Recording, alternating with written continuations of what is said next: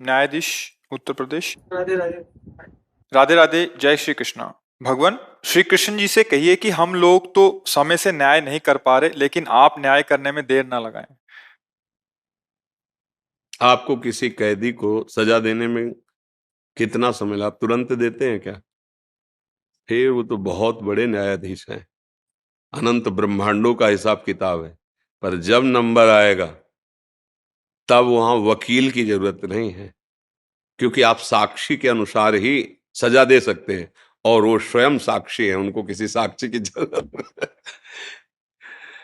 बहुत बड़ा सिस्टम है। पर जिस दिन हिसाब होगा, अब देखो, जैसे लोग कहते हैं कि भगवान को तुरंत कर देना चाहिए। आपके हाथ में कैदी भी है, आपके हाथ में साक्ष्य भी है, लेकिन आप तुरंत नहीं कर सकते।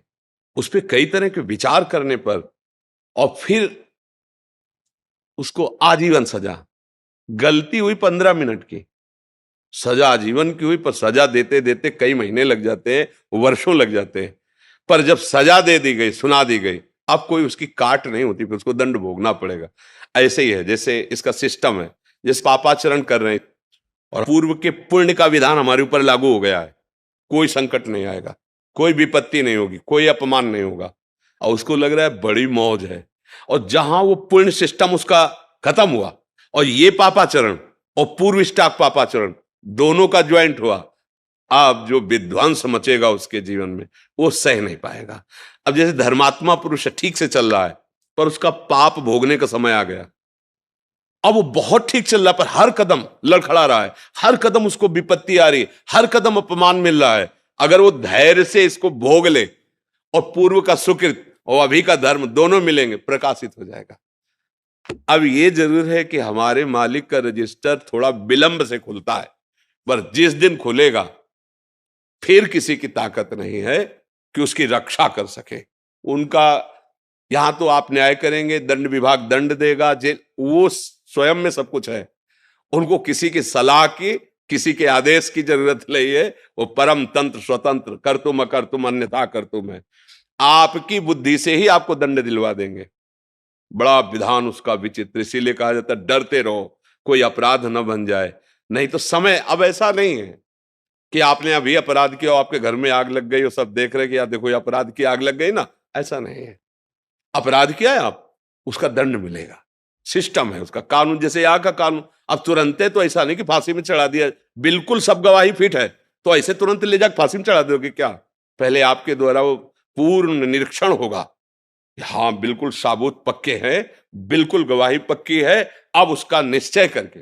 इसीलिए कई जन बैठते हैं, कई अदालतों का स्वरूप भी है, इससे ऊपर फिर इससे ऊपर फिर, मतलब उसको बिल्कुल निश्चित अपराधी को दंड मिलना चाहिए, और जो अपराधी नहीं है उसको मुक्त करना चाहिए। इसके लिए बड़ा विधान। अच्छा, यहां तो धोखा भी हो सकता है, साक्ष्य गलत उपस्थित कर सकते हैं, और आपने देखा है नहीं साक्ष्य के अनुसार ही लेकिन वो तो साक्षी है, वो स्वयं साक्षी है, वो सबके हृदय में बैठा हुआ देख रहा है। पर यह जरूर है कि रजिस्टर थोड़ा विलंब खुलता है, क्योंकि ऑफिस बहुत बड़ी है, अनंत ब्रह्मांडों का हिसाब किताब है। तो इसलिए उनसे कहने की जरूरत नहीं है, वो आपकी भी बुद्धि में बैठे हुए हैं और चराचर जगत की बुद्धि में। तो इसलिए जो भगवान आपको प्रेरित कर रहे हैं, आप अपने धर्म का पालन करते हुए सत्य पे चलिए, तो आपकी बुद्धि में ही सारथी बने बैठे हुए हैं, वो आपके ही हृदय में बैठे हुए हैं। वो देखो, बहुत ध्यान से सुनना, भगवान की छाती से धर्म प्रकट हुआ है और भगवान की पीठ से अधर्म प्रकट हुआ है,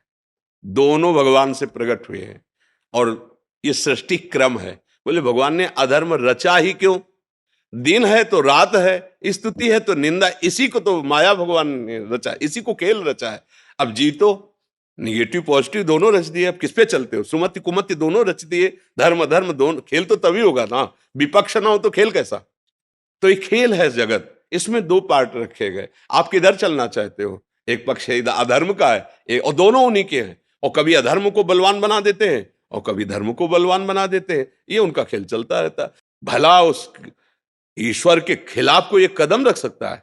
नहीं। अब जैसे कहते कि भगवान भी चाहते हैं, नहीं, भगवान ने दो पावर दिए, दो पावर दे दी, एक अधर्म को और एक धर्म को। अब आप किसको स्वीकार करके चलते हो? देखो, जो दुनिया को दुख पहुंचा रहे हैं उनके भी बहुत अनुयायी हैं, और जो दुनिया को सुख पहुंचा रहे उनके भी बहुत अनुयायी है। ये दोनों अनुयायियों भेजता कौन है? इन दोनों को पावर कौन दे? ये सारा खेल बस ये, या रहस्य रघुनाथ कर बेग न जाने कोई, जो जाने रघुपति कृपा तो सपने मोह न होए। अपने कर्तव्य का पालन करो। तुम्हें इस संसार रूपी नौटंकी में कौन सा स्वांग दिया गया है उसको देख लीजिए। जगन नाटक वैभवा, गोपाल शास्त्र नाम में ये जगन नाटक भगवान का वैभव प्रकाशित, तुम्हें स्वांग क्या दिया गया है? जज का। तो जितना तुम्हें ज्ञान दिया है उसके अनुसार तुम्हें न्याय करना, ये भगवान की पूजा होगी। भगवान का स्मरण करते हुए किसी के धन या किसी के बल प्रभाव से दब करके न्याय नहीं, भगवद आश्रित होकर सत्य पे, ये भगवान की पूजा होगी। और जब भगवान प्रसन्न हो जाएंगे तो इस स्वांग से आपको मुक्त कर देंगे। चलो हमारे इस खेल से हटो, त्रिगुणात्मिका माया के, आओ परमानंद खेल में खेलो। अलग अलग खेल है, ये मायाकृत खेल है और एक दिव्य प्रेम लीला है भगवान की, जो भगवान की चिदानंद धाम में निरंतर होती रहती। बड़े बड़े महाभागवत भजन करके वो उसे प्राप्त करते हैं। तो उनसे कहने की जरूरत नहीं है, वही सब रूपों में अपना विस्तार करके खेल रहे हैं। निवेदन है महाराज जी, हाँ जी, एक बार हंस दीजिए आप, हाथ ऊपर करके। नहीं तो ऐसे कैसे हंसने में तो अब जैसे कोई ऐसी बात आवे ना, अब जैसे रोल में हंसला हो तो अलग है, ये जो हंसी होती है ना, ये आनंद की छकन में होती है। जैसे कोई भागवतिक बात कही और एकदम हृदय आनंदित हो गया, उस वो एक अलग। अब जैसे बनावटी में हंसा जाता है ना, तो उसमें स्वाद नहीं होता है। नहीं देखो ना, जैसे नाटक में भी तो हंसते हैं तो उसमें स्वाद थोड़ी होता है। एक ब्रह्मानंद की छकन में, भगवदानंद की छकन में जो हंसी आती है वो लुभायमान करती है। और ऐसे हंसना लुभायमान तो कॉमेडी नहीं, कॉमेडी कहते, क्या कहते हैं? हाँ, मैं अंग्रेजी नहीं अभी अंग्रेजी ले आती, तो इसीलिए तो उसमें क्या हंसी में है। इसलिए पर हमें अच्छा कि जैसे आप जैसे विज्ञ पुरुष, आप जैसे हमारे राज्य पदों में विराजमान जन यदि सत्य को, धर्म को लेकर चलेंगे तो हमारे समाज को बहुत बड़ा लाभ मिलेगा। क्योंकि अगर जो आप जैसे बड़े पदों में बैठे हैं, अगर आप धर्म को नहीं जानेंगे, सत्य को नहीं जानेंगे, तो कहीं ना कहीं आप किसी के दबाव में आ सकते हैं, धन के दबाव में आ सकते हैं, किसी के बल के दबाव में आ सकते हैं। और अगर आप धर्म को जानेंगे तो आपको फोन भी आवे कि फिर हम आपको देख लेंगे, कुछ नहीं हो सकता। हरि का भरोसा हो, पक्का कहते हो, सत्य पे चल रहा हो तो कोई कुछ नहीं कर सकता। बिल्कुल नहीं डरना चाहिए। अब अगर हमसे अधर्म हुआ है और वो ओपन नहीं हुआ, प्रकाशित नहीं हुआ, तो फिर हम ठीक करते हुए भी फंस जाएंगे।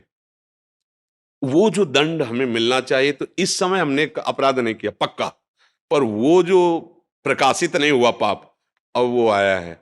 इसीलिए जो विज्ञ जन होते हैं चुपचाप सह लेते हैं कि ठीक भाई, हमसे गलती नहीं, पर हम जानते कोई ना कोई गलती हमारी है, क्योंकि वो जो साक्षी है वो हमें दंड दे रहा है।